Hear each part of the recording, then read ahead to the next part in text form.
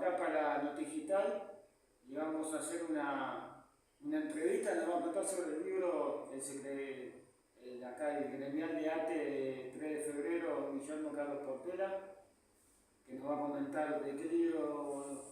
¿Qué tal? ¿Cómo estás?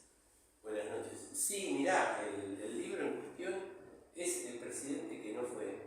Es un libro muy importante para comprender la historia argentina del siglo XX. Es un libro escrito por Miguel Bonazo, militante y jefe de prensa de la campaña electoral del presidente Cámpora. El libro obviamente trata sobre el presidente Cámpora. Es una biografía general de su historia personal, de su vida, de su militancia, de sus orígenes y en particular de su corto periodo de presidencia. La presidencia de Cámpora duró apenas un mes y unos días, 29 días para ser exacto, bueno, es una presidencia trágica, por decirle así. En ese momento específico del libro, Bonazo, ¿qué relación tenía específica con Cámpora? Bueno, Bonazo es un muchacho que ingresa a militar al peronismo a fines de la década del 60, principios del 70, como parte de sectores de la clase media que se acercan al peronismo después del Cordobazo, en ese proceso de insurrección popular que se da tanto en el movimiento obrero como en la juventud. Hay un ascenso obrero muy grande, un ascenso obrero que es al mismo tiempo acompañado por los sectores juveniles de la clase obrera y de los sectores de la clase media, de la pequeña burguesía y sectores juveniles de la propia burguesía. Hay una radicalización hacia la izquierda de toda la sociedad, encabezada por estos dos grupos sociales, la clase obrera y la juventud. Ahí es donde Bonazo se acerca al peronismo y se incorpora en ese producto social que es esa gran cocina política, que es el ascenso de fines de los 60, que tiene que ver con el Mayo francés, con el proceso insurreccionario en Uruguay en el 68, en la Argentina con el Cordobazo, el Rosariazo, el Correntinazo. Ahí es donde él es el jefe de prensa de la campaña electoral. Previo a ser el jefe de la campaña electoral de Cámpora. Él era un hombre de izquierda, pero no, en ese momento era un joven, muy joven, que no estaba en nada, que venía de una familia de clase media, que no venía de una familia peronista. No, pero después me nombraste como que él entró al peronismo de la ala izquierda. O sea, sí, no había otras expresiones de izquierda que vos digas, poder ir tranquilamente a... ¿Por qué se metió al peronismo? Hubo otras expresiones de izquierda, sí, obviamente. El Cordobazo fue dirigido por sectores de la izquierda no peronista, en gran parte. El peronismo, si bien en el Cordobazo no fue definitorio, en el resto del país, quien logró, ¿cómo se puede decir?, hacer un resumen de todo ese proceso de luchas, quien pudo captar a todo ese proceso de luchas orgánicamente, fue mayoritariamente el peronismo. Otras expresiones de izquierda acompañaron al peronismo o, no estando dentro del peronismo, fueron minoritarias, aunque sí fueron importantes en ese proceso. Y ahí aparece Bonazo. Ahí aparece Bonazo, quien es testigo presencial de casi todo lo que cuenta, esencialmente desde que él conoce a Cámpora hasta que Cámpora muere, e inclusive, bueno, hasta el día que él escribe el libro donde él saca conclusiones de todo ese proceso. El libro comienza con todo un estudio biográfico de Cámpora en sus épocas de diputado de la Nación, de presidente de la Cámara de Diputados, en el primer y segundo gobierno peronista. Él fue presidente de la Cámara de Diputados durante un periodo, durante un tiempo. Recordemos que el presidente de la Cámara de Diputados se elige por votación interna de la Cámara por periodos de 2 años. Él no fue el primer presidente de la Cámara de Diputados en el gobierno peronista, fue el segundo y lo acompañó durante un par de periodos, después fue reemplazado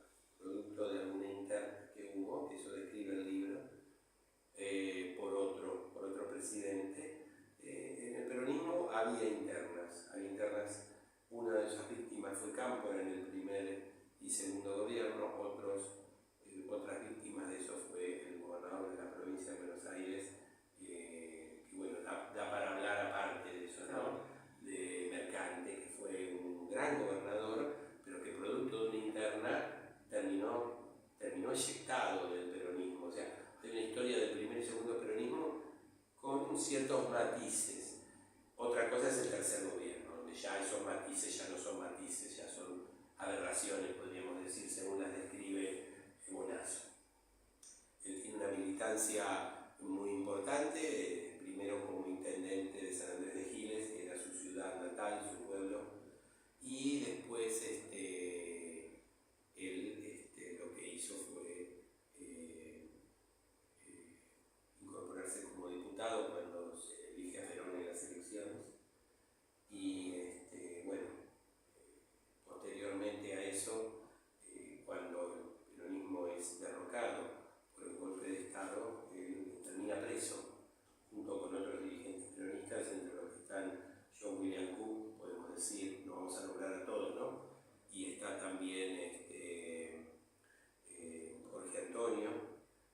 Bueno, algunas escenas de película, ¿no? Porque da para escribir guiones de películas que no se han hecho todavía, ¿no? Porque terminan presos. Más o menos. Y después del golpe, año 56, terminan presos, terminan detenidos en Tierra del Fuego, en Río Gallegos, se escapan de la cárcel del Río Gallegos en una fuga que es digna de una película, escapan a Chile, a Punta Arenas, logran después de ahí llegar a Santiago de Chile. Y ahí escapan todos juntos. Se escapan ese grupo, los que estaba Cámpora, John William Cook, estaba Jorge Antonio y otros, terminan, bueno, después vía Santiago de Chile, terminan yendo a acompañar a Perón en el exilio en Panamá, en Venezuela. Hay todo un proceso muy largo. Así que bueno, la biografía incluye todos esos periodos. Después con Frondizi hay una amnistía que le permite volver, hay una amnistía, o sea, Frondizi cumple con parte del acuerdo con Perón, que era brindar una amnistía a los presos políticos. Después en la parte económica y política no, aplica un plan de ajuste. Frondizi había llegado al gobierno prometiendo cómo restaurar un tipo de nacionalismo antiimperialista similar al peronismo, por lo cual Perón llama a votar por Frondizi. Eso genera un gran debate dentro del peronismo, y después obviamente no cumple con eso, ¿no? Perón llama a votar a Frondizi porque Frondizi le promete a cambio varios puntos. La amnistía política, entre otras cosas. Eso es uno de los puntos, no es el único. Los otros puntos son un plan de desarrollo nacionalista, la industria, una ruptura con el imperialismo, y todo un programa que Perón firma con Frondizi, que es un acuerdo en el cual no lo cumple. O sea, la idea, digamos, que el acuerdo que hace Perón con Frondizi era que el peronismo podría llegar, primero que había una serie de pautas, una de ellas era la amnistía, que se cumple, de los presos políticos, que eran peronistas esencialmente, o de la resistencia a la libertadora, que estaban los trotskistas también, que estaban dentro del peronismo, y también una serie de pautas económicas y políticas que después no se van a cumplir para nada, al contrario, Frondizi va a reprimir, Frondizi va a encarcelar, Frondizi va a generar el plan Conintes, va a meter presos a compañeros, o sea, va a ir para atrás en lo que había avanzado, ¿no? Y Frondizi va a tener un juego de idas y vueltas con el peronismo que va a terminar con su propia caída por un golpe de Estado. Primero la renuncia del vicepresidente, después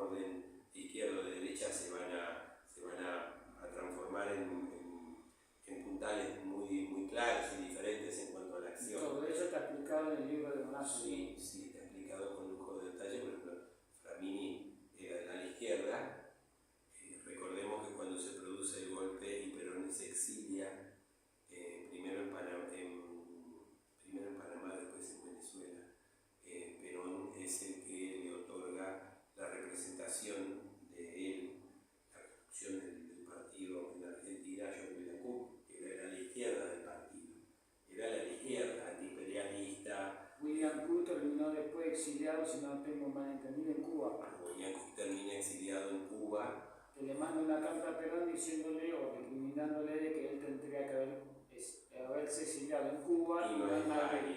no en Madrid. Sí, esos debates existieron. Perón nunca, ni Perón ni John William Cook, que mantuvieron un diálogo permanente siempre, a pesar de diferencias que mantuvieron, nunca rompieron. Nunca hubo una ruptura entre Perón y John William Cook. John William Cook muere muy joven, fumaba mucho, muere en el año 1968.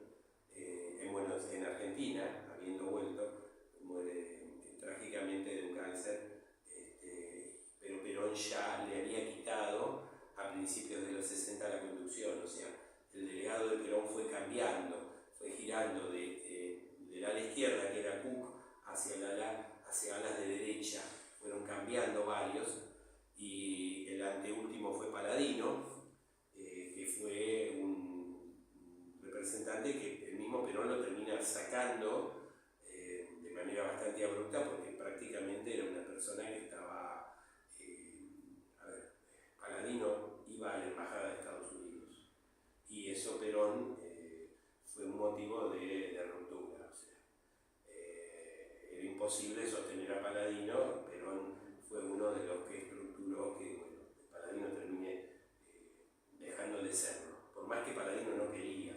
Paladino era un hombre que había establecido relaciones con la dictadura de la Revolución Argentina, y ahí es donde Perón elige como último representante a Cámpora, como su último delegado. Cámpora... La entrada de Cámpora la hace siempre pensando en la idea que tenía él de la tercera posición, digamos, por eso hecho la anterior, que estaba alineado con Estados Unidos. Paladino no decía públicamente que estaba alineado con Estados Unidos, pero todos sabían. Todos sabían que iba a la embajada, todos sabían que era un hombre que negociaba con Onganía, con Lanuse. Leviston estuvo muy poco tiempo, pero era un hombre que, según lo planteaba Perón, había traicionado a Perón, o sea, hacía las cosas a escondidas. Una de lo que se basa el libro y la biografía escrita en el libro es que Cámpora no daba ningún paso en falso, no daba ninguna acción pública en lo político sin consultar previamente a Perón. Y todo esto en esa época se pudo desarrollar por el desarrollo de la tecnología, que en esa época era el Telex, que era algo, en esa época era algo fantástico, como hoy sería la Internet. Bueno, gracias al Telex se mantenían comunicaciones permanentes, y Cámpora y su equipo, porque cuando Cámpora es elegido delegado personal de Perón, forma un equipo de trabajo previo a la etapa electoral, en donde no daba un paso sin consultar a Perón, cosa que Paladino no había hecho, jamás, o sea que se manejaban solos. Y después se produce un proceso de burocratización de la conducción gremial, de la CGT, esencialmente el bandorismo, el proceso del bandorismo, que aún muerto Bandor va a continuar en sus herederos, que eran Rucci, esencialmente, y que encarnan también una estructura sindical que va a la embajada, que colabora con la Revolución Argentina, que tiene diálogo permanente con los tres presidentes de la Revolución Argentina sin consultar a Perón. En todo caso se le informaba después a Perón de lo que habían hablado, cosa que Cámpora no hacía, era todo lo opuesto. Cámpora jamás fue a la embajada. Digamos que Cámpora era más leal a Perón. Bonazo mantiene que el hombre más leal a Perón permanentemente fue Cámpora, y fue traicionado, dice Bonazo, por el propio Perón, porque Perón después lo abandona. El propio Perón va a elegir a Cámpora como candidato. Lo va a proponer mediante un fax, un fax es de los 90, el Telex es de los 60, pero es parecido, estamos hablando casi de lo mismo. Es un detalle técnico, ¿no? El Telex, Perón propone al Congreso, se hace un congreso en Capital Federal, el Congreso Nacional, donde se vota a Cámpora como presidente, y se propone que el Partido Conservador de la provincia de Buenos Aires, de Solano Lima, acompañe como vicepresidente. O sea, el vice de Cámpora no es peronista, es del Partido Conservador Popular. Es más, la sede central del momento de la elección se va a hacer en la sede del Partido Conservador, que es un viejo edificio ubicado en la zona sur de la capital federal. Bueno, ahí es donde Perón propone a Cámpora. Los sectores de la burocracia sindical de Rucci, que era el bandorismo, o sea, Bandor muere, pero el bandorismo queda vivo. El bandorismo va a proponer en contra de Perón como candidato a Cafiero. Va a proponer a Cafiero, eso no va a resultar. El día del Congreso va a haber una serie de altercados donde Rucci intenta imponer. La postura mayoritaria es la que manda Perón, obviamente. Era difícil. Abal Medina padre, que está vivo todavía, el hermano fue Montonero, no confundir, es el que llevaba las riendas adelante junto con Cámpora de ese congreso en donde se vota mayoritariamente a Cámpora como presidente. En la provincia de Buenos Aires ocurre un desastre porque el bandorismo intenta imponer como candidato a gobernador a una figura rechazada por Perón, y en donde Perón, junto con la postura de Cámpora y Abal Medina, van a poner a Videgain, que era un hombre que venía del peronismo tradicional, como candidato a gobernador. O sea, se impugna un congreso que se hace donde no se permite, en Avellaneda no se permite la presencia de todos los congresales provinciales. Ese congreso es manipulado, entre otros, por Herminio Iglesias. A punta de pistola se intenta imponer un candidato que no era el que había acordado Perón como figura máxima, obviamente, quien lo va a discutir, ¿no? Y bueno, y después se tiene que intervenir el comité de la provincia de Buenos Aires del Partido Justicialista, y entonces se hace un nuevo congreso sin la presencia del bandorismo, en donde se elige a Oscar Videgain, y buscando un acuerdo con el bandorismo, de vicegobernador va a Vittorio Calabró. Vittorio Calabró es el vicegobernador, candidato a vicegobernador de Oscar Videgain. Oscar Videgain va a estructurarse como un camporista. Cámpora tampoco es un hombre de izquierdas, pero el proceso de ascenso obrero y juvenil, estudiantil, va a girar a Cámpora y a Videgain y a Obregón Caro en Córdoba y a otros gobernadores como el de Santa Cruz, el de Mendoza, a posturas de izquierda. Bueno, las elecciones se producen, el libro se detalla en cuestiones donde la dirigencia bandorista no colabora en las elecciones para nada, boicotea el proceso electoral, en el sentido que no aporta gente a las movilizaciones. Es la juventud y los sectores más dinámicos del movimiento obrero, más juveniles, que son los que llenan los estadios. El cierre de campaña se hace en Avellaneda, en el estadio de Independiente. Y bueno, con un discurso muy a la izquierda, tal cual el proceso. En todo ese proceso, yo me acuerdo de una frase, no sé si la puedo citar textual o no, pero decían: Cámpora al gobierno, Perón al poder. Sí, todo en eso se da un marco que, o sea, es un libro grande que resume 50 años de historia argentina, ¿sí? Y que lo condensa en ese corto periodo de gobierno, ¿no?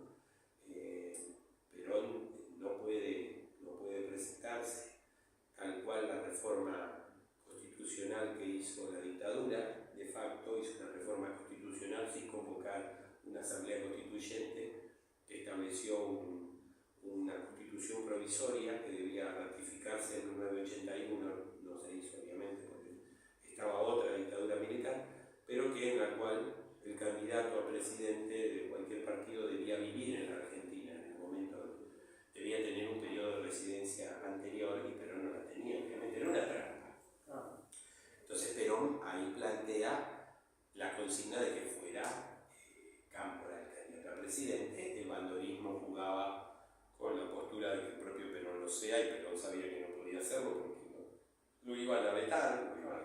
dictadura lo iba a vetar. Y entonces proponía en contraposición a eso a Cafiero, cosa que nunca llegó.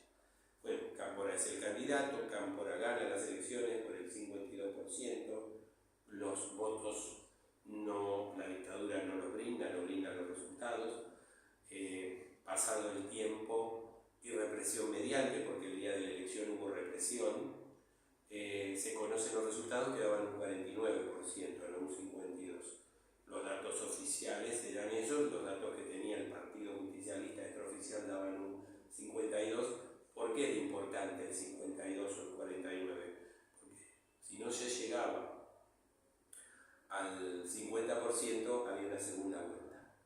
El candidato que salió segundo era el radical Malvin, quien venía teniendo un acercamiento importante con el peronismo. El libro se dedica a explicar que no era tanto como dicen, que Malvin no era tan proclive a una amistad sincera con Perón, pero que tampoco era la relación que había entre Malvin y Perón en los 40 o los 50. De todos modos, Malvin, al momento de conocerse los resultados, con mucha hidalguía, digo, para el pueblo argentino, dice: yo no me voy a presentar a la segunda vuelta, dando a reconocer que el resultado era falso y dando a desconocer esa reforma constitucional trucha, ¿no? Que es la dictadura de Lanús. Se decía: bueno, mira, dicen 49, sabemos que fue 52, yo a la segunda vuelta no me presento. Lo cual generó una empatía, no se puede negar, muy grande de la población con el radicalismo, en un sentido de decir: bueno, la verdad que esta gente se ha comportado de una manera muy... Y fue un golpe para la dictadura eso, porque la dictadura contaba con un radicalismo cómplice, o con un radicalismo que iba a ser útil a la dictadura, y el radicalismo salió a jugar un juego que fue en contra de la dictadura. Esto es objetivo, no lo podemos negar, es un hecho real. Malvin dice: yo no me presento. Y como no se podía presentar el tercero, Cámpora sale electo. La elección es directa por voto distrito único, no había colegio electoral, había eliminado el colegio electoral esa reforma constitucional, y Cámpora es electo presidente. Bueno, esto es en marzo, el 19 de marzo creo, si yo no me equivoco, y el 25 de mayo asume el gobierno Cámpora. Perón no está presente, Perón había venido antes, en el 72, el 17 de noviembre, que después fue el día del militante, ¿no? Sí. En esa avenida de Perón. Y ahí te dieron cuenta que el presidente que no fue y que duró poco, ¿por qué cuenta que duró poco? Bueno, existía algo que nosotros hasta ahora no nombramos, que el movimiento obrero, con sus luchas, con sus organizaciones tradicionales, la organización sindical, que vale la pena recordar, era en esas épocas, y aún todavía, en una manera mucho más debilitada, pero todavía no es producto de ese origen, ¿no? De esa fortaleza, era uno de los movimientos obreros más organizados en todo el mundo. Tenía más compromiso político también que para el de hoy. Sí, pero también tiene, eso sin duda, pero también tenía un grado, eso se expresaba, ese compromiso político, en un grado de organización impresionante. No nos quedaría corto decir que era ese nivel de organización sindical era bestial. La organización sindical en cualquiera de los gremios en la Argentina tenía un nivel de coordinación, de organización, de estructura del movimiento obrero impresionante, digno, podemos decir, de la Unión Soviética, de los estados socialistas, estados obreros del este europeo. O sea, era algo demasiado descomunal en un país capitalista, un grado de organización solo comparable al movimiento obrero alemán. Ya hablamos de Alemania capitalista, ¿no? Que aún perdura, al movimiento obrero francés, un nivel de organización con mayúsculas. O sea, había un movimiento obrero muy importante. Y en el libro de Bonazo, eso está, pero ¿está o está mal la parte interna de... No. En el libro de Bonasso, o sea, vale la pena la aclaración del nivel de organización del movimiento obrero.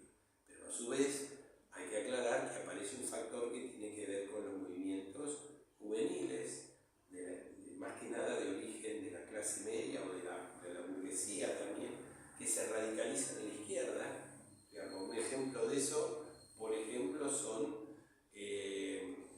Vaca Narvaja, un ejemplo de eso son la Bullrich, ¿sí? Que venían de sectores acomodados de la sociedad, pero que giran a la izquierda y en algunos casos con la estructura, por ejemplo, no del movimiento obrero, sino con otras nuevas temáticas, influidos por la Revolución Cubana, van a venir y van a importar métodos de organización de guerrilla urbana o rural, en el caso de Lerner, que no era peronista, pero que tenía un cierto acercamiento, que no son lo organizativo que tiene que ver con la tradición del movimiento obrero argentino, que es la organización sindical, que van a importar un nivel de organización guerrillera, ajeno al movimiento obrero, que es un traslado mecánico de lo que ocurría en Cuba o en otros países de América, donde el campesinado era el eje del movimiento popular, y en la Argentina, en un país con un nivel de desarrollo muy alto que había dejado el peronismo, o sea, ese nivel de desarrollo muy alto había dejado como consecuencia del desarrollo industrial un movimiento obrero impresionantemente organizado. ¿Hay algo de todo eso en el libro? Sí. ¿O estás hablando a posteriori? No, ese movimiento guerrillero, esas estructuras de militancia guerrillera van a influir en el partido justicialista, en el Frejuli, que primero se llamó Fresilina, el nombre del frente fue Fresilina, después se cambió a Frejuli. Pues dejó de ser, o sea, Fresilina no se abandonó porque parecía un remedio, se abandonó porque Perón pretendía de que el Fresilina estuviera integrado también por el radicalismo. El radicalismo, si bien tuvo una postura bastante, ¿cómo se podría decir?, respetuosa del resultado de la elección, no quiso, o sea, no llegó para ser parte del frente. Entonces, no fue Fresilina, fue Frejuli. Pero los sectores juveniles muy radicalizados, con una estructura ajena al movimiento obrero, no quiere decir eso que no tuvieran corrientes sindicales esos movimientos, pero lo central no estaba ahí, sino que estaba, generando, por ejemplo, encontronazos muy fuertes con el bandolismo, en donde durante la campaña electoral y antes se produjeron muertes de, por ejemplo, personas allegadas a Bandor, Bandor mismo, personas allegadas a Rucci, y en los que terminó, en que el bandorismo terminó estructurando un giro a la derecha primero, dentro del Partido Justicialista, reclamándole a Perón el fin de esa luna de miel de Perón con la juventud radicalizada, y reclamándole a Perón un giro cada vez más a la derecha. Asume Cámpora, se producen algunos encontronazos previos, se empieza a organizar una corriente de derecha sindical, que primero es pequeña, pero después aumenta en número y en respuesta a las acciones violentas de los sectores juveniles, van a responder con igual o más violencia. Toda esa derecha sindical. ¿Qué referente había en esa derecha sindical? Bueno, sin dudar, el principal referente era Rucci.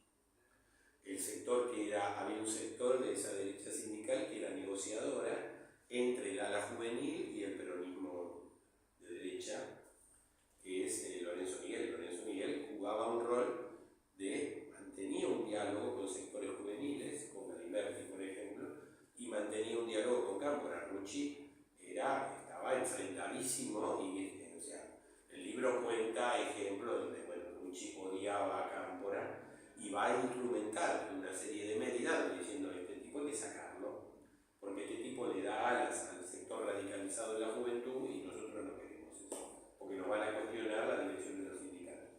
Los sectores juveniles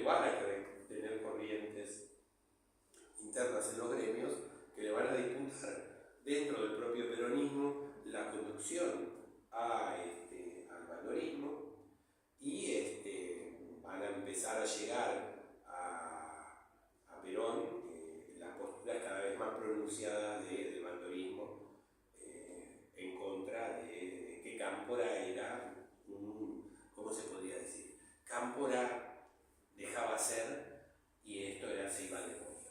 Entonces ese sector del peronismo de derecha va a girar cada vez más a la derecha, a una ultraderecha, y bueno, el libro se basa también en una postura donde Perón no es un viejito inocente que no sabe nada y que López Rega lo maneja. El libro se estructura en un Perón consciente, en un Perón lúcido, grande, cansado pero lúcido, y en un Perón que dice lo siguiente, dice, las organizaciones especiales, que eran, así denominaba el Perón a la guerrilla, a los montoneros, al FAR, a todas las corrientes que representaban la juventud radicalizada, pero las llamaba las organizaciones especiales.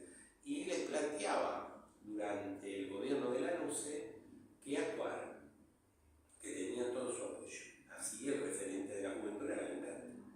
Lo que Perón espera es que una vez habiéndose resuelto el gobierno, habiendo ganado Cámpora, esas formaciones especiales se disuelven. Terminan su accionar porque no tienen sentido. Ya hemos obtenido el gobierno. Esas organizaciones especiales no se disuelven, sino que continúan. Y al continuar, Perón dice no continúan más. Y no, nosotros continuamos, no nos disolvemos ni continuamos. Perón esperaba que se incorporen orgánicamente a la estructura partidaria, como no lo hace. Bueno, Perón ya había empezado a plantear, ante la duda de si se iban a disolver o no, el Sematén. Perón dice, hay que organizar el Sematén. ¿Qué es el Sematén? Bueno, la palabra Sematén viene de España. El Sematén era en Cataluña una organización parapolicial de ultraderecha en la época previa a la Revolución Española, que en la época de Primo de Rivera, anterior a la Revolución Española, se dedicaba a masacrar a sectores del movimiento obrero que luchaban en contra de la monarquía de España. Perón dice que organizar el Sematén, hay muchos testigos de eso, yo ya lo había escuchado eso antes de leer el libro, y efectivamente el Sematén era organizar un organismo parapolicial. Eso lo plantea Perón, y la mano derecha de Perón es sin duda López Rega. Porque el libro va a explicar cómo López Rega es el que se va a encargar con una serie de operadores políticos que estaban acá, López Rega no estaba acá, de organizar a través del Ministerio de Bienestar Social. López Rega va a ser ministro en ese mes y medio, va a ser ministro de Cámpora, a organizar el Sematén, que no es otra cosa que el Comando de Organización, y después la AAA, que después la AAA va a cambiar de nombre, como más adelante, por Comando Libertadores de América, porque obviamente, bueno, van a ocurrir cosas que van a llevar que López Rega se tenga que ir después. Bueno, nos adelantamos el tiempo. En ese mes de gobierno va a haber una pelea terrible entre la izquierda peronista radicalizada y una derecha peronista que va a hacerse ultraderecha peronista. Osinde, que era un coronel del ejército peronista, y esto hay que aclarar, la imagen de que nosotros tenemos del peronismo post-dictadura no tiene nada que ver con la imagen del peronismo pre-dictadura. El peronismo pre-dictadura, desde el 43 hasta el 76, era un partido político que contaba en sus filas no con 2 o 3 militares, porque Perón era el único militar. El peronismo contaba en sus filas orgánicamente, públicamente, no escondido, con montones de militares, pues el peronismo surge como una organización político, sindical, militar. El primer gobierno de Perón, el gobernador de la provincia de Buenos Aires, Mercante, era del ejército, no era un civil, era un militar, elegido por el voto. Perón era militar. El vicepresidente Perón, que tuvo, después de que murió Quijano,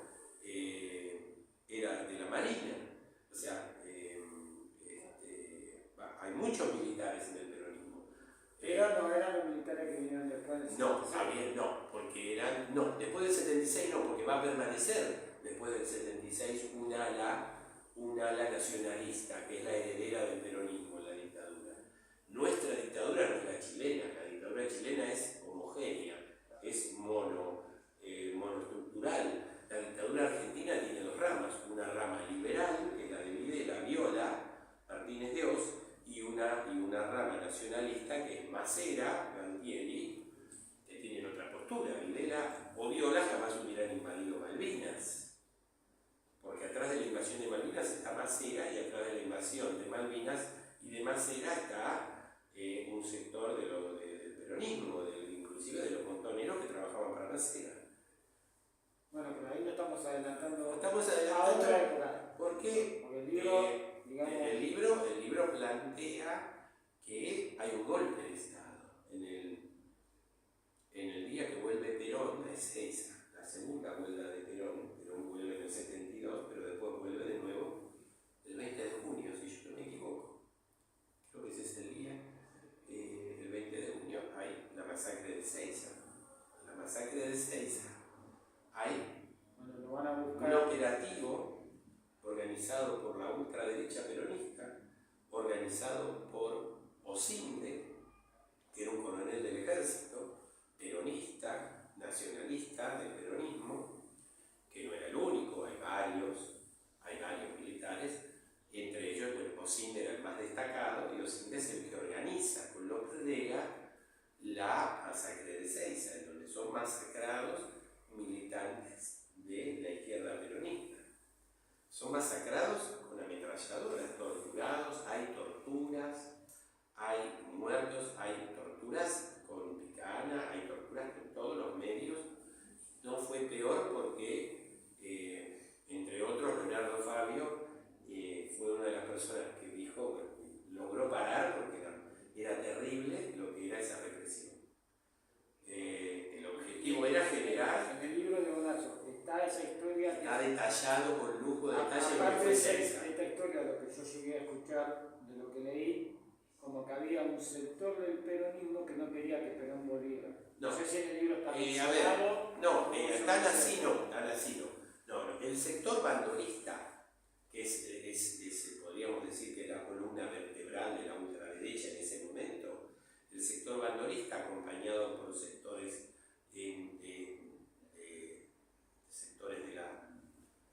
militares que respondían al peronismo, no había un cuerpo militar que no era peronista, había un sector militar que era gorila, y había un sector militar no mayoritario en esa época, pero sí grande, que era peronista, de los cuales, por ejemplo, se destaca Osinde, por ejemplo.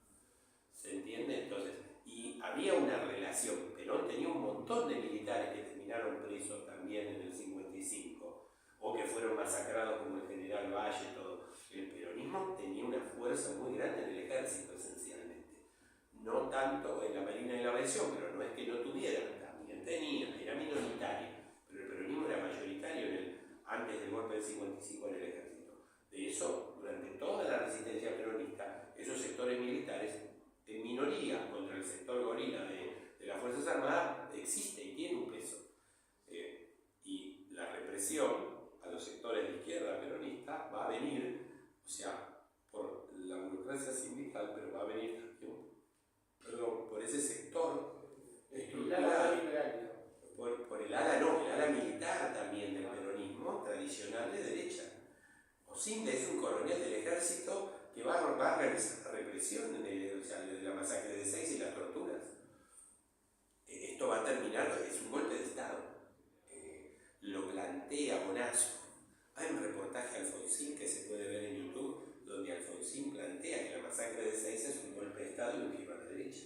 Alfonsín en ese momento era un pibe joven, quedó claro que hubo un golpe de Estado.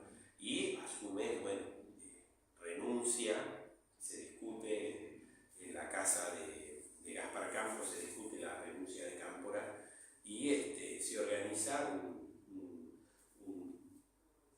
cambio de gobierno que va a asumir como presidente el yerno de López Rega, que es Latini.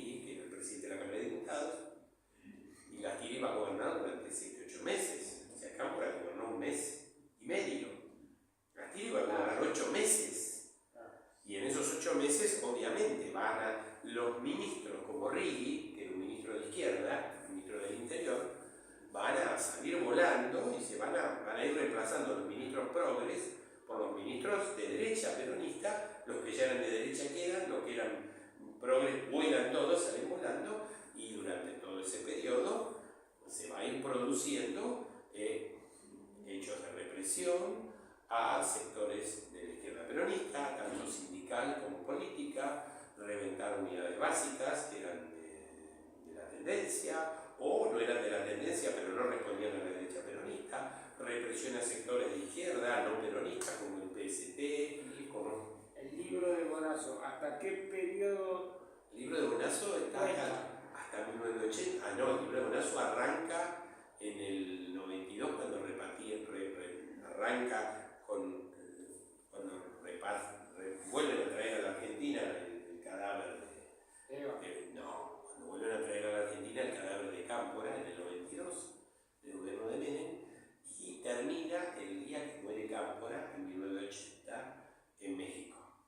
Acá hay casos interesantes. O sea, Cámpora renuncia, Solano Lima renuncia, Lastiri es elegido presidente, se convoca a elecciones, gana Perón. Las elecciones transcurren 8 o 7 meses del gobierno de Lastiri, donde ya empieza un giro a la derecha profundo, empieza a haber represión, empieza a haber, como ya te explicaba, persecución y muertos. Yo me refería al libro, ¿hasta qué periodo cuenta? ¿Si cuenta todo. la renuncia a Cámpora o No, sigue y explica todo lo que pasó después, porque acá es un dato muy interesante para entender.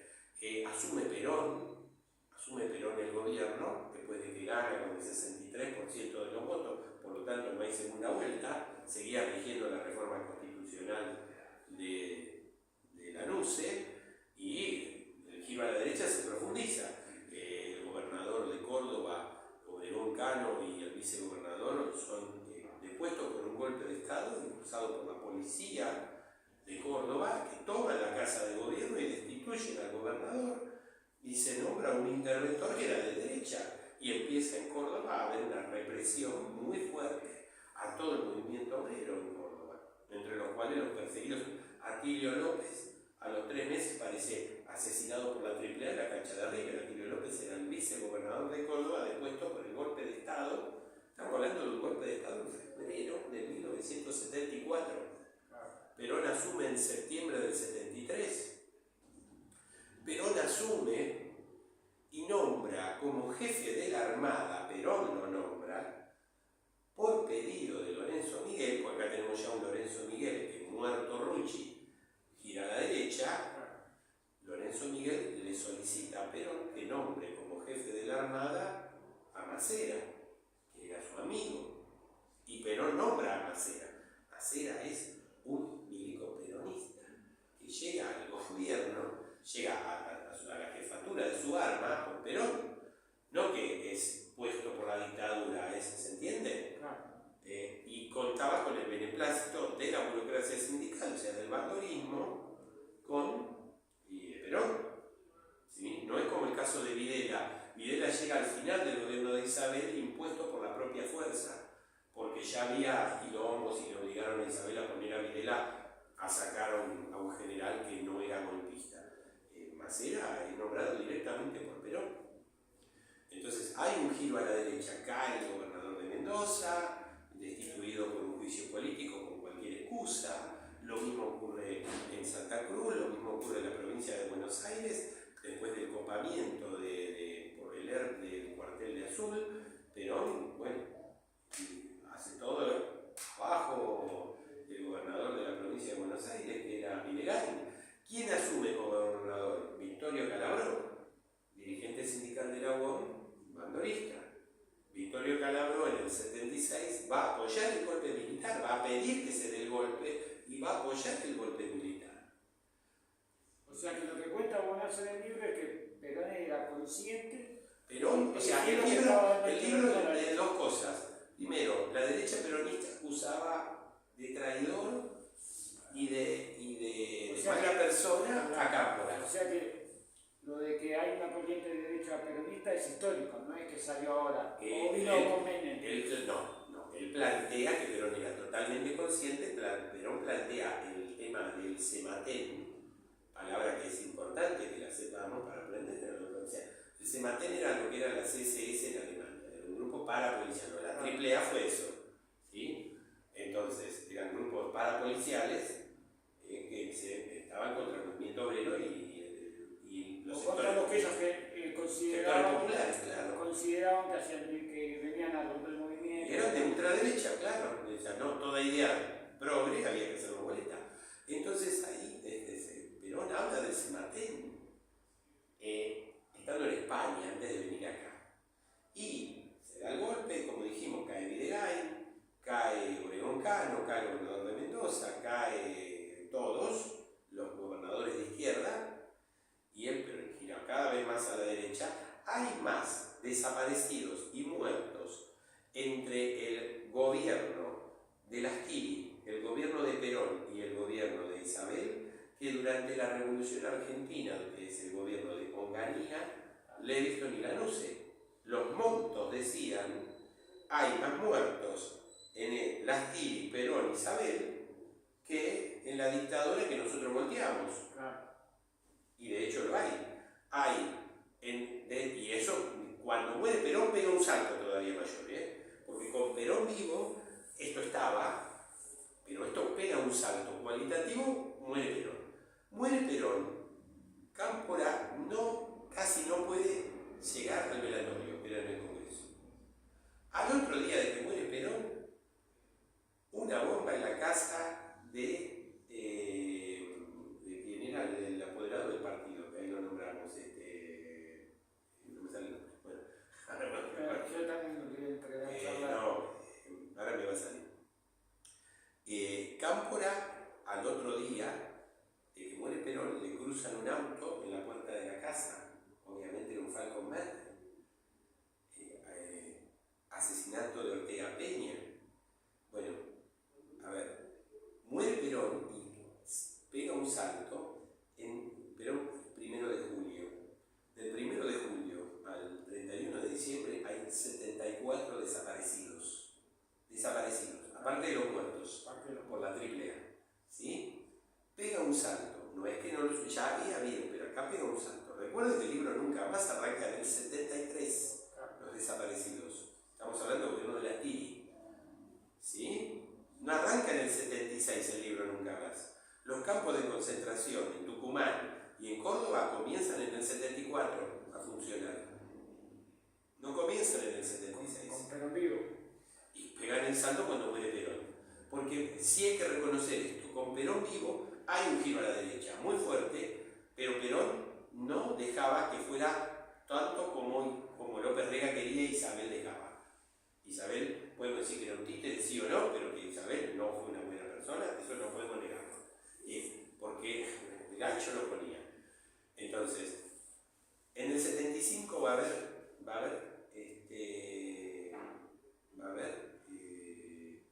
100 desaparecidos, perdón, va a haber 1070 desaparecidos en el 75. Vamos a pasar de casi 80 a 1000 desaparecidos. Una cantidad impresionante. Pero ahí, ¿qué tenemos también? Muere Perón y al otro día, a los 2 o 3 días, Cámpora se tiene que exiliar en México. Cámpora se exilia en México. ¿Sí? Eso porque tenía alguna data de que venían por él. Le plantearon los comandos. O sea, obviamente había una organización. Estaban todavía los sectores de izquierda del peronismo, de izquierda general, pero esencialmente de izquierda del peronismo, que eran los más grandes, ¿no? de izquierda, que los empiezan a perseguir, los empiezan está el asesinato de Ortega Peña, a los pocos días de que muere Perón. Perón ya había echado a los diputados de la tendencia del partido, los había echado como los obliga a renunciar y les inicia proceso judicial. Bueno, Ortega Peña se niega, termina asesinado. El entierro de Ortega Peña es un desastre, porque al hacer un desastre, nombran, a ver si no, Perón vivo nombra a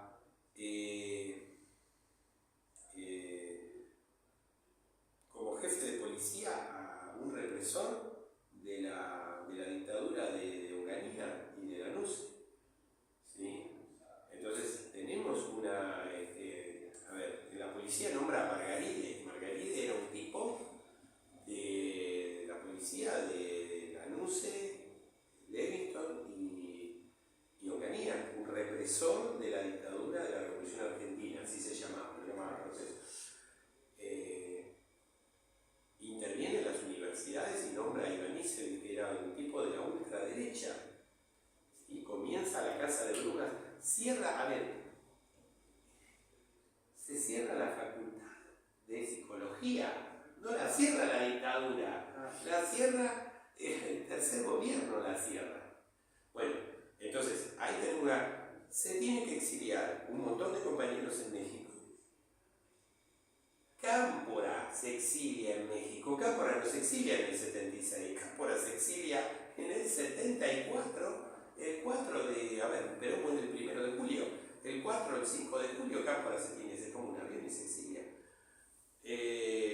Entonces, bueno. O sea que en el libro Bonazo echa por tierra esto de que la derecha peronista vino 30, 40 años después, digamos. La derecha peronista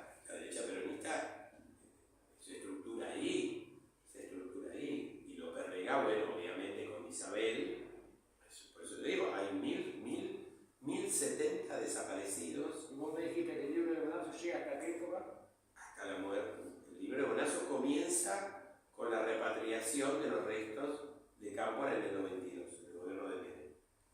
Y ahí sigue hablando del peronismo, de... Cuenta todo y empieza, vuelve para atrás, arranca de cuando era joven Cámpora, su familia, su historia de la dentista, y termina en el 80 cuando él muere en México de nuevo. Bueno, entonces tenemos a Cámpora exiliado en México, él solo no, un montonazo. En el 74, no en el 76. ¿Qué ocurre? Durante el 74 y el 75, en el 75 hay una huelga general de 3 días, un paro general de la CGT de 3 días, que tira abajo el plan de Celestino Rodrigo. A esa huelga se le llamó el Rodrigazo, no se le llamó el Rodrigazo al plan de Celestino Rodrigo. A la huelga general se le llamó el Rodrigazo, tira abajo a Celestino Rodrigo y a López Rega. Celestino Rodrigo quería implantar el plan Martínez de Oso. No lo logra porque la huelga general lo voltea. Ahí es donde se organiza el golpe. Porque como no lo logran imponer a través de Celestino Rodrigo, O sea, cae López Rega. democrática. Claro, no lo logran, sí, democrática entre comillas, Bueno, había sí, un nivel de represión impresionante, ya, o sea, había de hecho casi un Estado. Bueno, pero no necesitaban la fuerza que vino después. Claro, evidentemente ellos se dan cuenta que no pueden. Que no alcanzaba. Que no alcanza, tenemos que ir triplicar la apuesta. Entonces es ahí donde, por ejemplo, el jefe del ejército lo voltean mediante un golpe interno en el ejército y a la aviación también para que termine Rucauf y Cafiero lo presentan a Videla como nuevo jefe del ejército, era un buen tipo, y es Rucauf y Cafiero que lo ponen a Videla como jefe del ejército, y al jefe de la aviación también se produce el intento de golpe de Capellini en el 75, que Capellini va a intentar hacer un intento de golpe para en realidad que renuncie el jefe de la aviación y nombrar al que ellos querían poner, que son los 3 que van a dar el golpe, ¿no? De hecho, ya Isabel venía cediendo en todo, no cediendo, no es que es error. Ellos mismos venían girando tan a la derecha. Los 3 jefes de las Fuerzas Armadas participaban en las reuniones de gabinete. Y para dejar en claro lo demás era, cuando en el 84, 85 vuelve Isabel al país a visitar, Isabel dice que ella, su amigo personal es Macera. Hay una nota en la revista La Semana, si no me equivoco, donde Isabel se dedica a explicar que Macera era 85, era su amigo. Y Macera era el principal represor en cantidad de muertos, digo, porque el sector más violento en la represión era la Marina, no el ejército. No digamos que el ejército no lo era, pero que Macera le ganaba. Y en el libro ahí, retomando un nuevo libro, ¿no?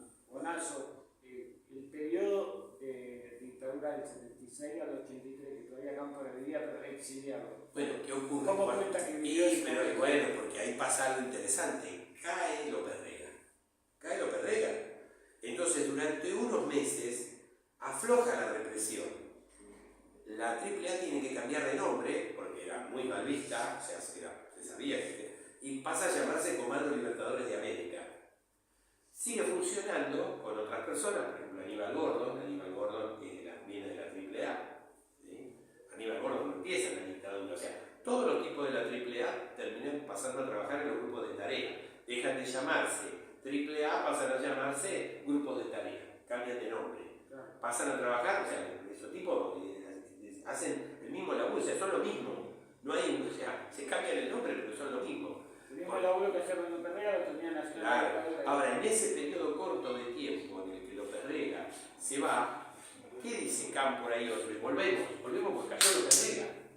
Vuelve Cámpora con otros, y entonces lo que inclusive intentan la formación de un partido peronista de izquierda, un peronismo partido peronista auténtico, algo que termina de nada, termina en un fracaso, porque estamos hablando que cae López Rega, cae Celestino Rodrigo, y 3, 4 meses, 5, 6 meses viene el golpe, no es nada en tiempo. ¿Sí? Ya de que asumió Milei ya pasaron 8 meses. Bueno, en menos tiempo de que cayó López Rega viene el golpe. Pero en ese periodo que dice, vuelve, se le ocurre volver, inclusive él estaba trabajando como dentista ya. ¿Se entiende? Ya había una colonia de argentinos exiliados en el 74, 75, bastante grande en México. Muchos vuelven, y en esa vuelta, ¿qué pasa? Sí, vuelve, pero estaba Isabel todavía. Entonces a López Rega le ponen una custodia, que no era custodia, lo tenían controlado, era como una CEN que termina viviendo en San Andrés de Giles, y el hecho concreto es que esa vida en San Andrés de Giles era como una cárcel. El día que se da el golpe, le avisan a López Rega, le avisan a Cámpora que se tome el palo porque lo primero que quería hacer Videla era hacerlo boleta. Porque él era el maldito, él era de todo el peronismo, a Isabel no le iban a matar, porque Isabel era de ultraderecha. Pero Cámpora había quedado con una imagen opuesta. Bueno, el hecho es que se esconden en varias casas con el hijo, terminan escondiéndose en una serie de departamentos, en Capital, en el Gran Buenos Aires, en Campana, en Zárate, hasta que la única posibilidad era meterse en la embajada. Con un Renault 12 se meten en la embajada de México, ya en la embajada había gente viviendo en la embajada durante el 74 y 75. O sea, en la embajada, cuando la AAA te venía a liquidar, vos te metías en la embajada de México. La embajada de México era el salvoconducto. ¿Y qué hacía el gobierno de Isabel? Bueno, estás en la embajada, listo, bueno, le daban el salvoconducto para que se vayan a México. Él, después del golpe, se mete en la embajada. En la embajada ya había varias personas, había personas anteriores que les iban dando. La dictadura lo dejan salir, pero a él no, a él y al hijo no. Y bueno, ahí comienza una historia muy jodida porque le agarró un cáncer en el cuello y la dictadura no le da nunca el salvoconducto para irse a México. Y van pasando a Valmedina es el otro que se exilia cuando muere Perón, a Valmedina y Cámpora se tienen que exiliar. Bueno, termina la historia en que de nuevo vuelven de México y como la dictadura lo busca para matarlo, a Valmedina, su hijo, Cámpora, el hijo de Cámpora, ¿no? Terminan los tres en la embajada mexicana. A Valmedina lo dejan salir antes y a Cámpora no, el hijo lo banca hasta que bueno, el cáncer se transforma en jodido, lo dejan ir a hacerse un estudio en el 80 al hospital italiano, que bueno, si no lo atendían se moría. Y entonces ahí la dictadura, con toda una movida internacional, firma, todo, lo deja que se vaya a México solo, sin el hijo, con la mujer, que la mujer no estaba en la embajada. Y bueno, en México, en el 79, perdón, se recupera, lo operan, le hacen tratamiento, se recupera, y después vuelve a recrudecer y bueno, y se muere en México. Después lo dejan salir al hijo, el hijo está con él, muere.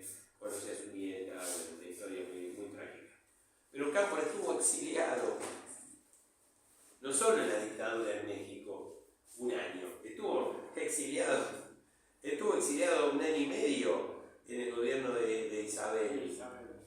Entonces, hay una predictadura, o sea, que no se puede negar. Y el libro viene a marcar eso. Y viene a decir, como epitafio, como conclusión, Perón traicionó la lucha de los trabajadores y la juventud que lo trajo.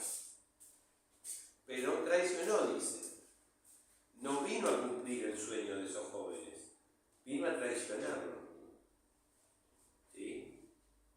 El libro también tiene cosas muy interesantes, cuenta un montón de cosas durante la resistencia también, pero lo central es lo que conté. Es muy interesante. Para ir cerrando un poco el libro, básicamente. Y sí, ha quedado en algunos un Perón grande, inconsciente, dominado por López Rega, que no sabía, pobre, y Bonazo dice, no, ese Perón no es real.